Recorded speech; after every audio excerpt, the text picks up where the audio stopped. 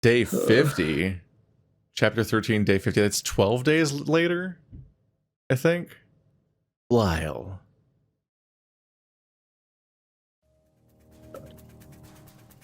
Lyle's padded feet clamber about the floor of the tunnel as he runs his paws along the rough walls. Each step he takes makes his legs feel like they're twisting into a knot.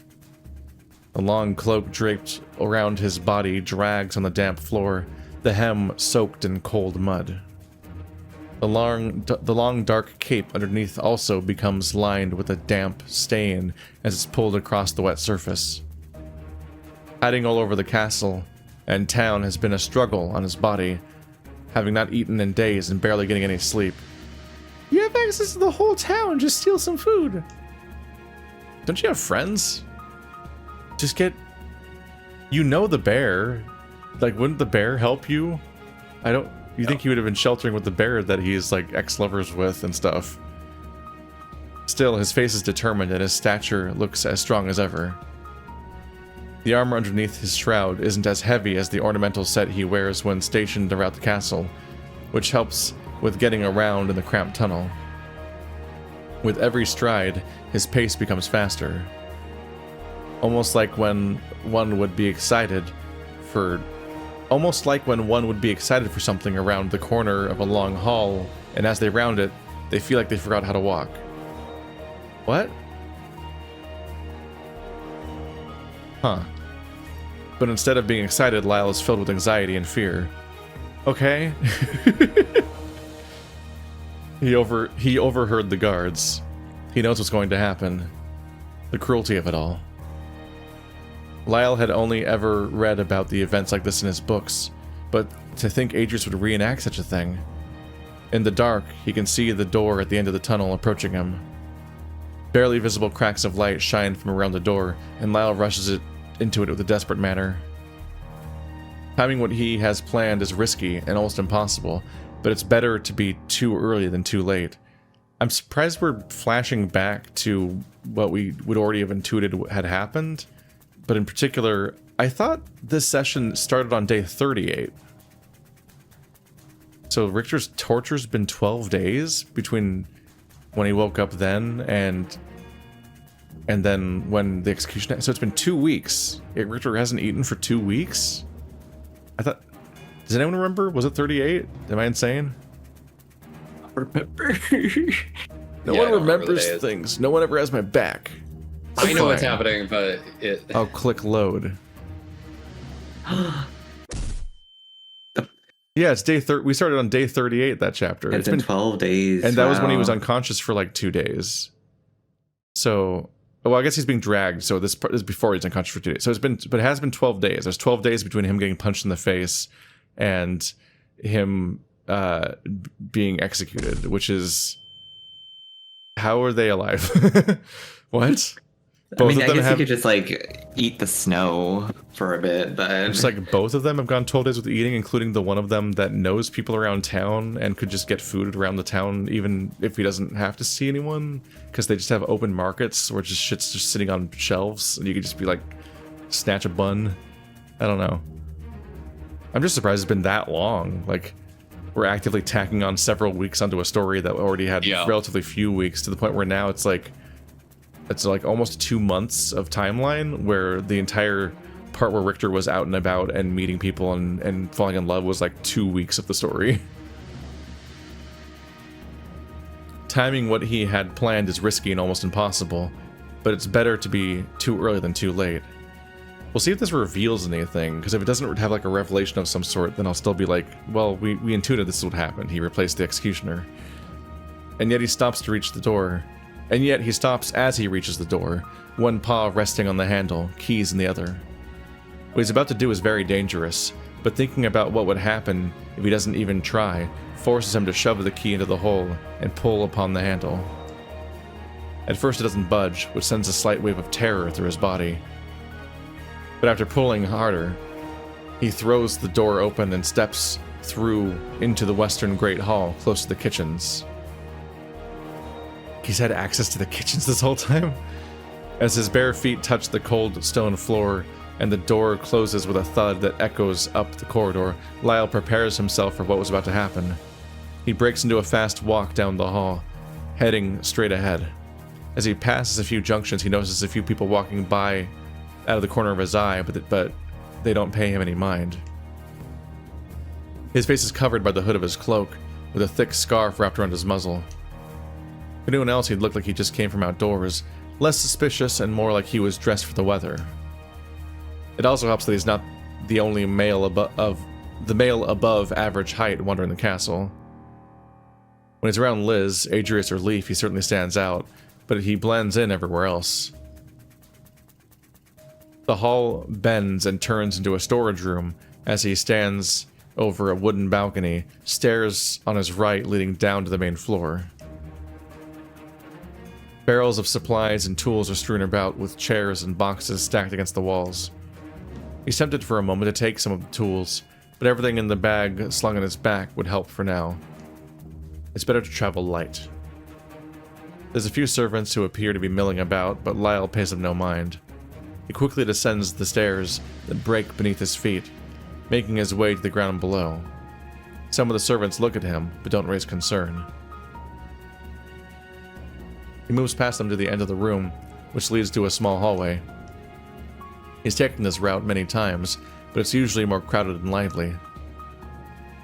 Once he reaches the end of the hall, he emerges into a room just outside the courtyard where the stables are.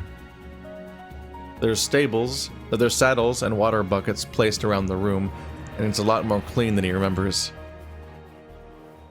Gasp! It him. Lyle's heart sinks, and before it can hit the bottom of his stomach, the guard assisting the headsman spots him. It's the lynx that was in Richter's cell when he came down into the dungeons to get him. They're standing on the other side of the room, the headsman carrying a saddle. The door to the courtyard is off to his left, but Lyle's already been seen. There's a look of shock and confusion on his face for a moment, but quickly turns into a look of fear. The captain!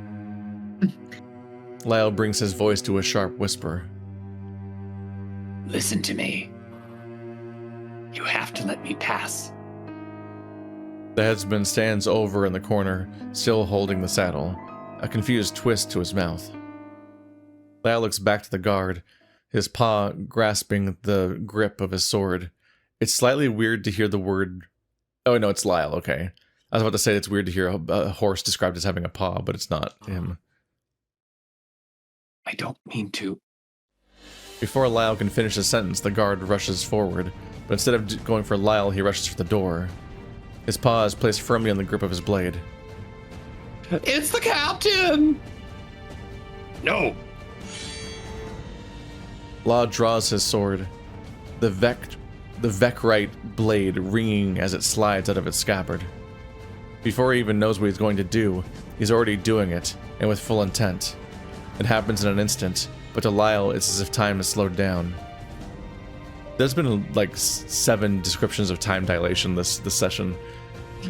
As the lynx makes a break for the door, Lyle jumps to the side, bringing his sword back and swinging into the nape of his neck. He cleaves into the back of the lynx's head just underneath their skull and cuts deep, thick red blood squirting out from the open flesh. The wound is so deep that Lyle almost cleaved the lynx's entire head off from behind with a single swipe. The guard immediately crumbles to the ground, his plate armor clattering as it hits the floor. Here's where the headsman suddenly cradles this lynx in his arms, and he's like, "No, we'll grow old together." It's like, what a plot twist! We were oh no the whole time. They were gay too. And worse, different species. Scandalous. Part of his body slams into the wall, carried by the momentum of running to the door. He makes no noise, just laying there silently as the blood gushes from the back of his neck. It pools onto the... I thought it was the back of his head, whatever. It pools onto the ground at Lyle's feet, and as the puddle reaches his toes, he staggers back, breathing heavily as the adrenaline wears off. He just took a life. For the first time in all of his years of living, he finally had to kill someone. What? No. He's been the captain of the Royal Guard. That- He's never done anything. No. He didn't kill a single person when he was defending the king? Then when the queen was murdered? Maybe that's why the queen died. He didn't kill a single person in that war. There's a whole battle. What do you mean?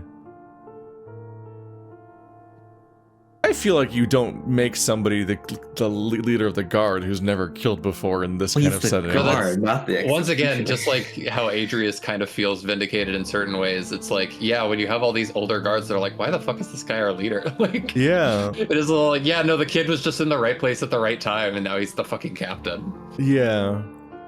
It's like he didn't save the queen. He didn't actually have a body count in that fight, but he happened to kind of spook that one brigand by just being audibly You can assume nearby. that he saved Raynar. So he like, ran away. realistically, Raynar would have also been killed, but Lyle got there to make That's- enough of an inconvenience. That's what I mean. Like, I don't even remember if they fought or if he just ran away from Lyle approaching, and that is the entire reason that he becomes. I mean, he the got king his of- eye cut, so he fought somebody.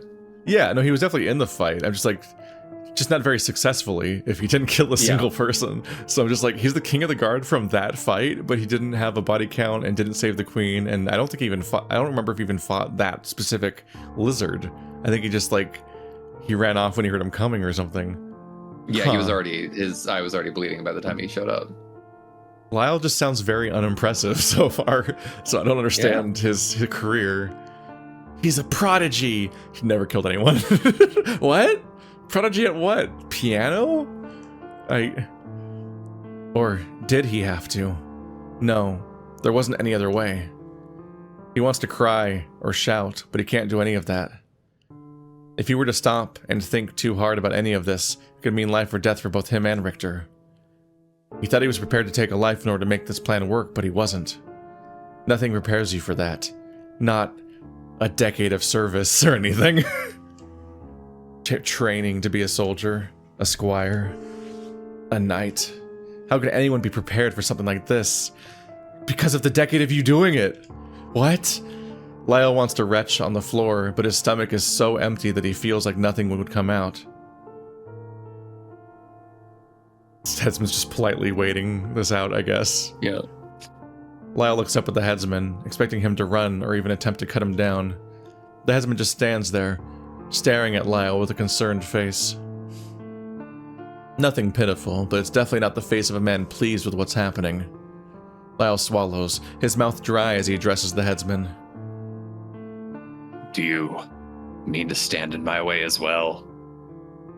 His heart is banging away against his chest as he can feel his plans crumbling to pieces. I don't know about crumbling to pieces. I don't think the headsman can take you. I mean, I'm starting to think maybe he can because you've never killed anyone before, but when the scene opened, my first thought was... JoJo aura. Yeah, my first thought going into this scene was like, well, the headsman is big. He's explicitly not a soldier. So the guard captain should be able to outmatch him significantly. His job is just to kill captives. So like, Yeah. he's not going to stop you, even if he tries. The headsman stares back at him, those golden eyes shining like the moon as he stands there silently. The golden moon. A sad smile graces his face as he grips the handle of his great axe, holding it out in Lyle's direction. I am a tool for the Justiciar. He pauses, taking a step back. But above all, I am a servant of Tigran. Oh, snap! I will not stand in your way, Lyle Reed. So, That's the part that Tigran did. He's like, hey, don't Don't kill him. don't, just don't do anything in this scene. Trust you. Richter.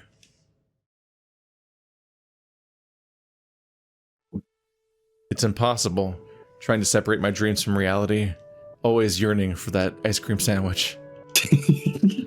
I'll never be over it. I'll never be over the ice cream sandwich table. I love it so I got much. ice cream sandwiches today at the grocery store, and now it all makes sense. Yeah, it's perfect. Even harder to separate my dreams from visions. Visions of past lives and others' lived experiences. They all swirl into the center of my thoughts like water flowing down a drain. Why? This has never happened before, has it? Him, like, struggling to separate reality from his visions? Like the mind's eye. I thought it's literally the mind's eye. Like, that's what's called. I've been falling in and out of consciousness for what feels like months. What? Years? I hope not. I hope that I'll wake up any moment now and everything will be fine.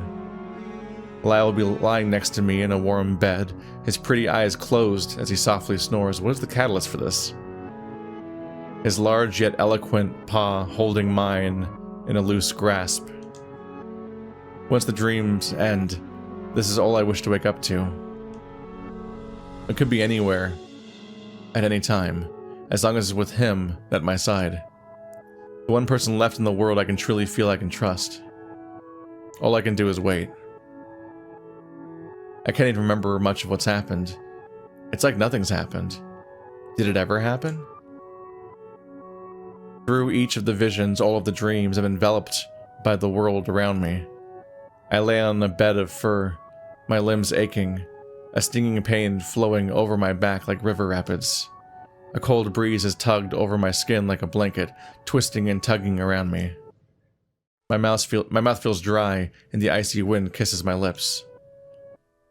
I can't really hear anything over the scream of silence in my mind. Everything smells warm, like the dry heat of a fireplace mixed with the smells of burning wood. I can also smell crisp grass and trees. Is this my mind playing tricks on me? Filling my closed eyes with dreams and apparitions, but also triggering my other four senses. It's not as overwhelming as the visions, though. They pass by in an uncontrollably fast manner. If I try to slow them down and focus, it becomes harder to think. It's not just that, though. It's like I become lost in them. The visions take hold and I feel frozen in place, only able to watch but unable to comprehend. Like some sort of inanimate object. It feels like hell has grabbed me by the arms, holding me in place. I'm scared to give in. But as each moment passes, I wonder if it's my only way out. Letting my mind's eye take full control. After holding on for so long, maybe that's all I can do. What? Why? Raynar flinches as lightning strikes over the horizon, fighting against the fireplace and candles to light up the room. It was Liz! Liz killed him! Just a new third phase. He stands in the corner, looking out the window as his heart bangs against his chest. Chewing on the hard tips of his fingers, he bounces his leg, his eyes darting away from the... I don't like that. You got like the hoof fingers, where just like the he's got Carl's hoof fingers. Just like he's got little thimbles of bone around the tips of each finger. He like taps a desk idly and it's like He bounces his leg, his eyes darting away from the window as he hears Elena let out another cry. She lays there, breathing heavily. All she can do is stand there, unable to help. It's the birth of, yeah. Her midwife, Ginny, stands by her side, stands is capitalized, calmly speaking to her while holding her hand. Midwife's also capitalized weirdly, but nouns are capitalized weirdly, but stands should just never be capitalized in any circumstance. Handmaidens run from the bed to the door, assisting in any way they can while making sure everything goes as planned. The doctors had to be called, which is never a good sign. Ooh. Surprise status statement here where midwife is capitalized but doctors isn't. Get fucked, doctors. It wasn't a good sign last time. Dr. Oscar and his assistant, Leaf, stand by the bed.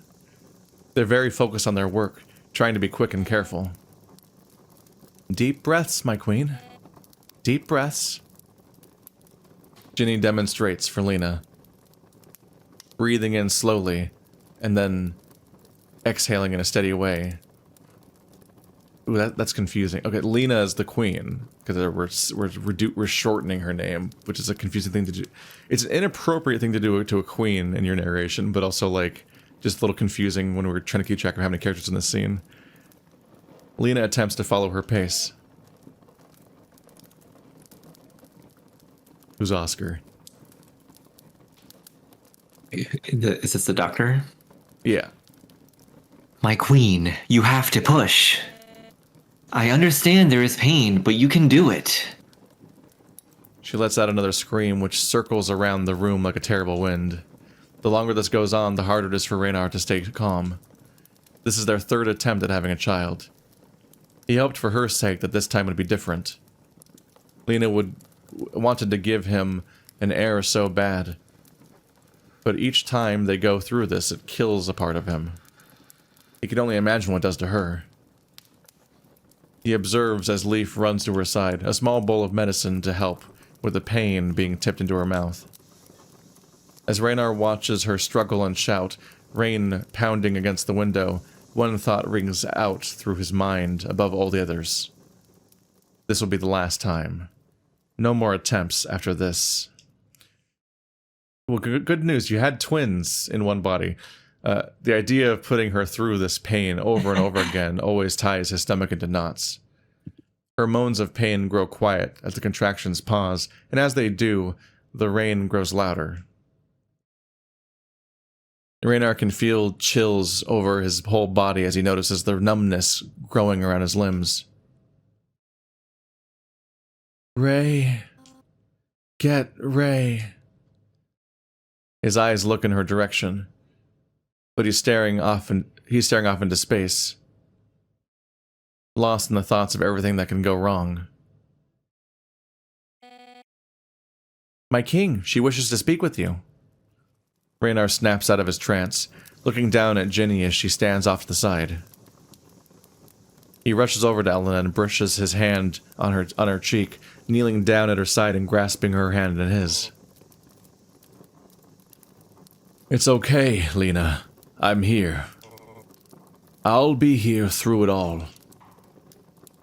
He makes sure to keep eye contact as she stares up at him, her eyes tired with flickering eyelids. I know you will. I'm trying, Ray. I really am. He rubs the palm of his hand against hers while shushing her softly. I know you are. Do not push yourself too hard, my love.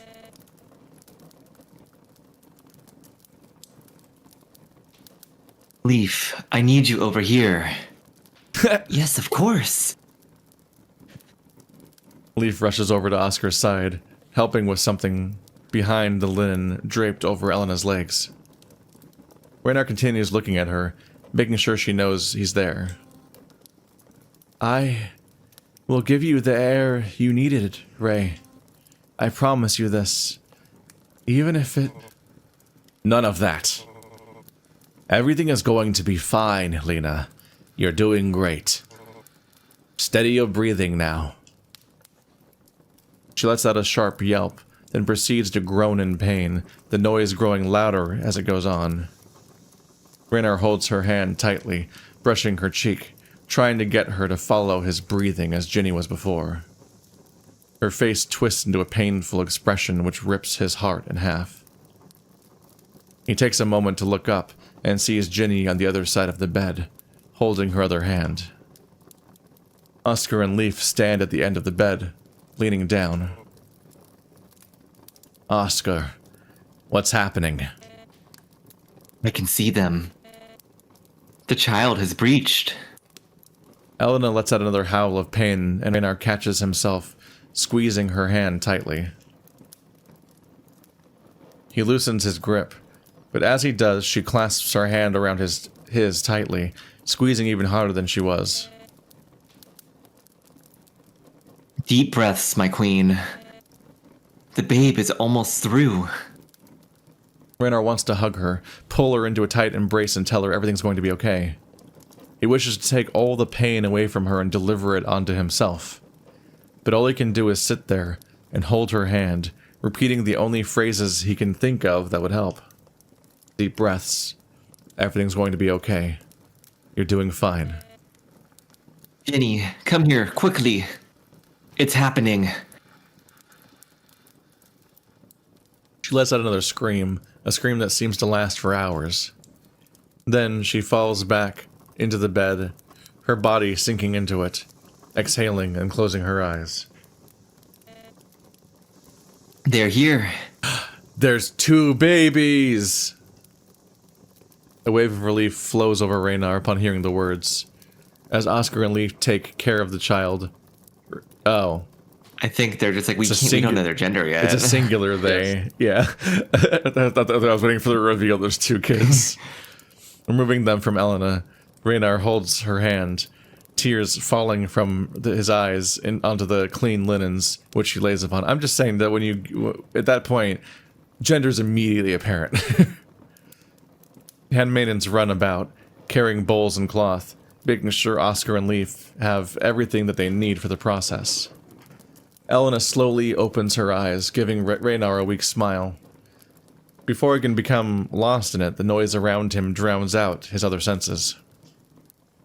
Raynar looks up, watching as Leaf works with Oscar, Ginny standing over them and assisting in any way she can. 2 handmaidens run out of the room in a rush, others staying behind, attempting to attend to Lena. Throughout all the commotion and the pounding rain on the window, Raynar can't help but notice one thing. Not a single cry can be heard from the baby. What's wrong? Your Majesty,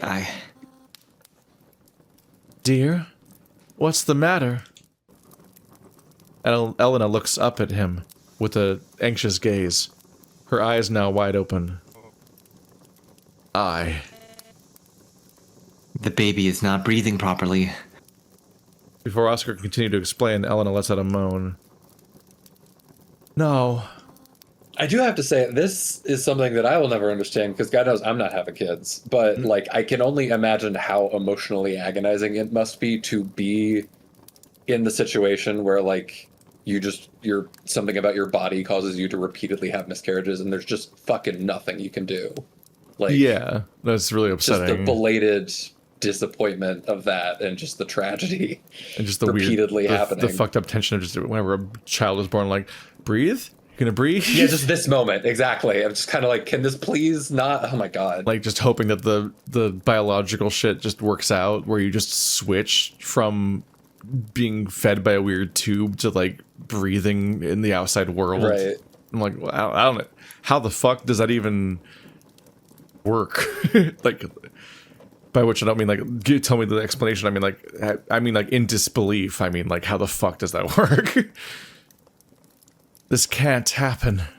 Ray, you have to do something. Give it CPR. Just then, Ginny and Leaf rush to her side, Ginny holding her arm. My queen, please, you need to calm down. The good doctor knows what he's doing. Everything's going to be fine. Just like the last 2 times. Elena doesn't give in for a moment and begins to yell. No! Let me see them. Let me hold my child, please.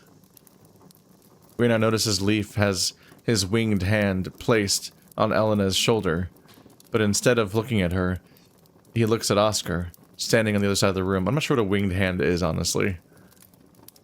He has the fawn placed on a clean blanket in a small cart. He's examining the child, carefully placing his hand upon their small chest and feeling around. The child lays there, motionless, not a sound to be heard from them. No. Why is my child not crying? Raynar feels like the world has come to a stop. There his child sits, laying on a table with little hands clasped at their sides.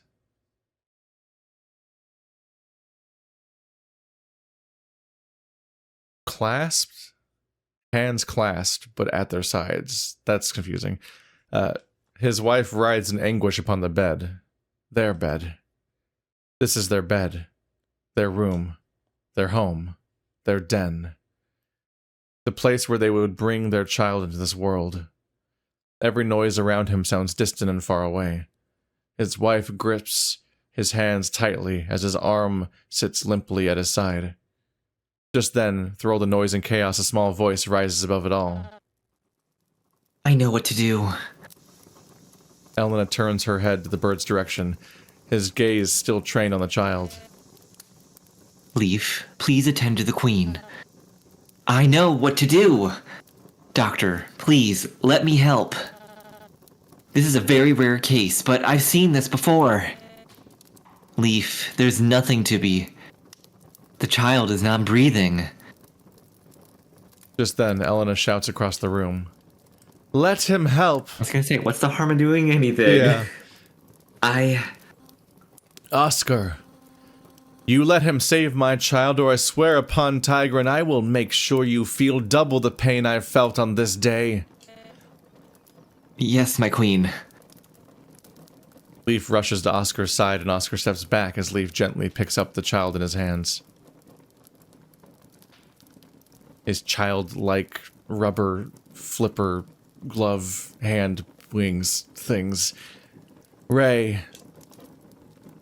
attention is turned back to his wife, his face serious yet full of concern. Stay with me. I need you. Of course, Lena. Of course. He leans down and kisses her on the forehead, running his hand up and down her arm. Are they a prince? Her voice changes to a soft tone as she weakly asks this question. Raynar looks up at Leaf, who's doing delicate compressions on the child's chest, rubbing up and down softly. Our child. Are they a boy or a girl? This is a weird time. This is a weird time to be thinking about this point. Leaf doesn't break away from their work for a moment as they answer. A beautiful little prince, my queen. Raynar looks back down to Elena, but she just stares at the ceiling, swallowing as her body trembles.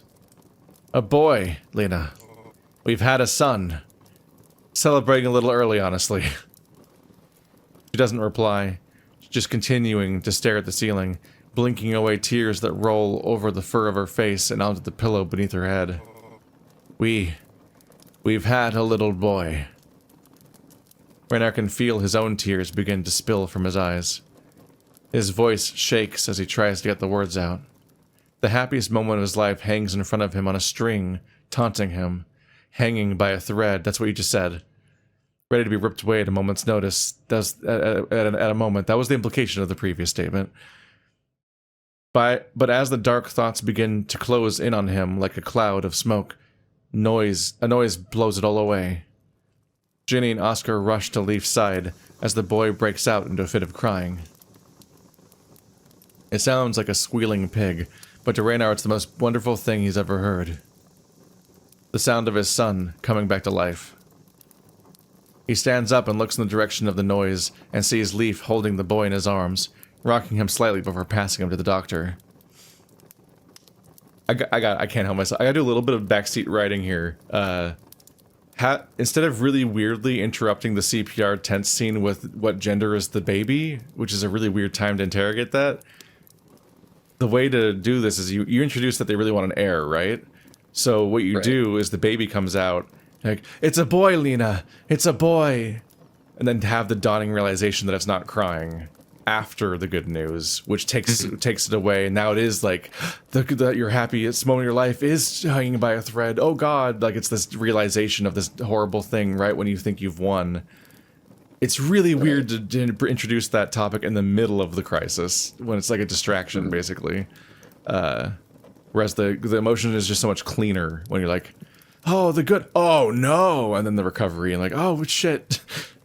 Yeah, the main thing that I'm latching onto this scene, and it's just because I don't think this is where this is going, is like knowing what we just learned about Adrius. The thing that you really want in this scene is the moment where the Disney princess, or the Disney witch, walks in and it's like, I will save your child. Like, just with the demons. Leaf. Or I don't know, like they're going to look over and say like, oh, Leaf, thank you for helping. Yeah. What's that blood symbol you just drew on his chest? That's weird.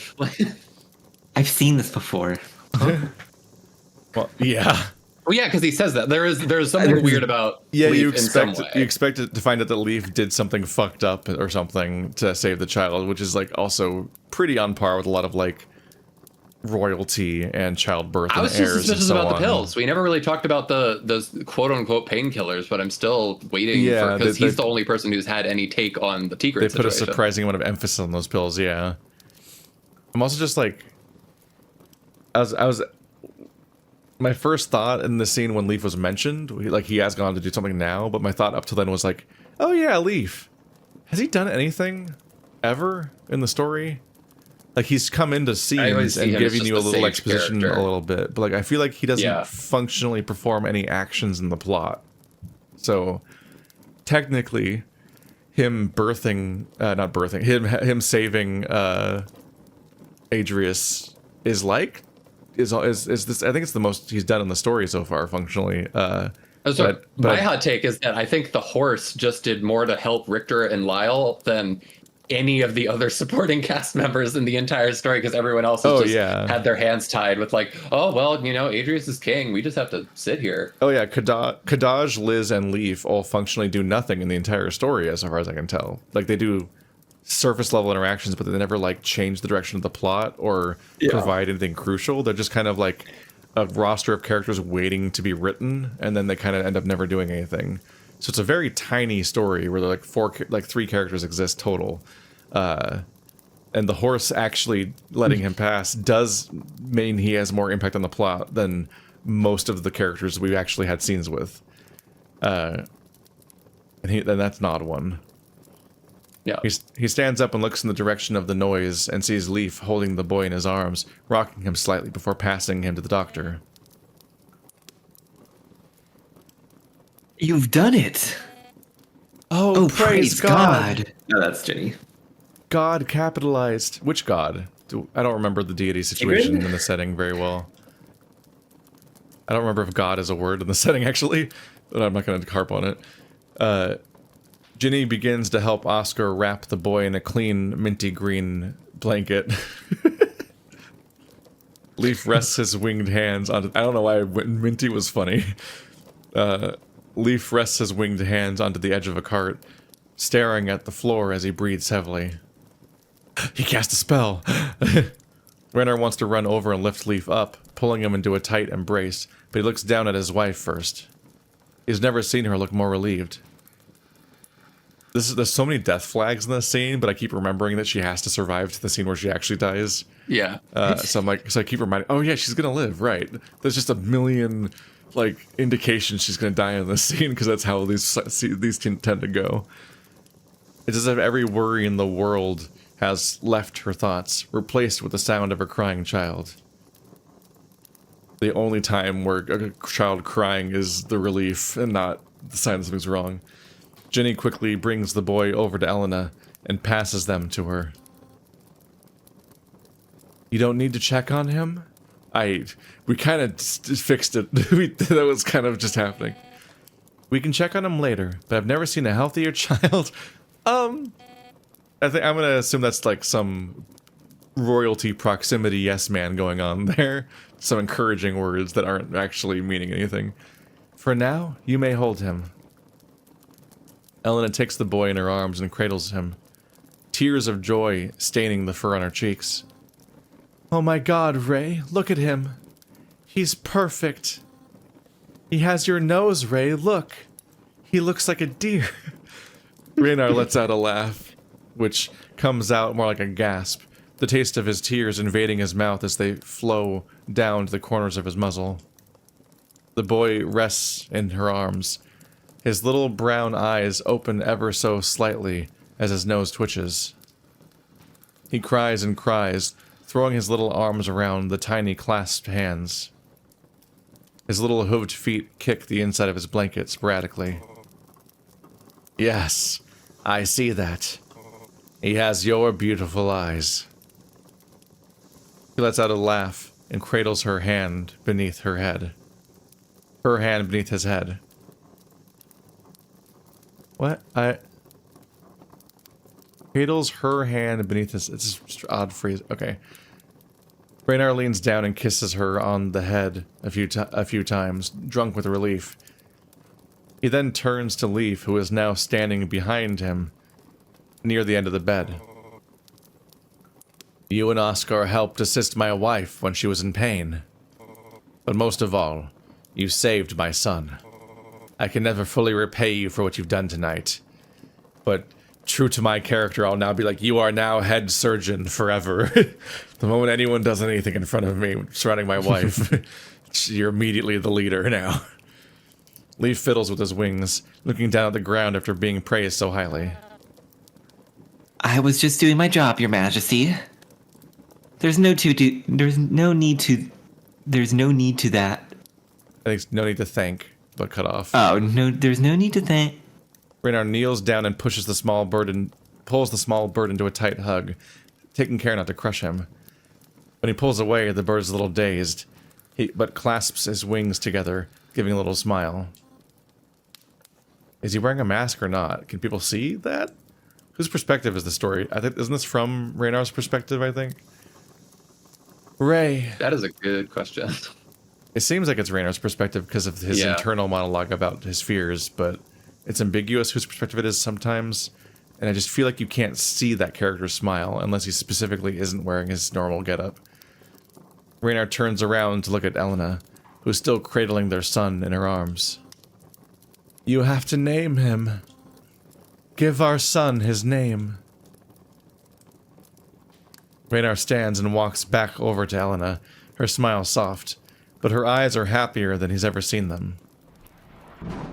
Just then, the sound of thunder rattles against the window, along with the rain pounding against it. Shadows of the water droplets sliding down the window scatter across the floor and canopy of the bed, creating a mesmerizing effect. Raynar looks down at his son, his chubby little arms flailing at his sides as he wails, "What a weird omen. You must name him Ray." This might be a bad omen for this son's life. He's small, even for a baby, but Raynar sees great strength hidden inside the tiny body. The strength of a king, a capital king. Raynar smiles and reaches down, the queen grabbing his finger with his tiny hand. The boy grabbing his finger with a tiny hand. I don't know why I said queen. You fought hard to come into this world, little one. You have your mother's capital strength. The boy stops crying for just a moment, but still wiggles about in his mother's arms. No apostrophe. Unless there's multiple mothers. Child of the storm, your name will be Adrius. We've named you very literally, is what I take from that. Is that a storm child name? Curious. Adrius meaning. Yep. Is it really? Storm and strength. Damn. It's a very literal. It's in plain sight. A very literal king. Elena smiles, brushing her hand gently over one of Adrius' small ears. A worthy name for a worthy king. This one's lowercase, though. I think less of you.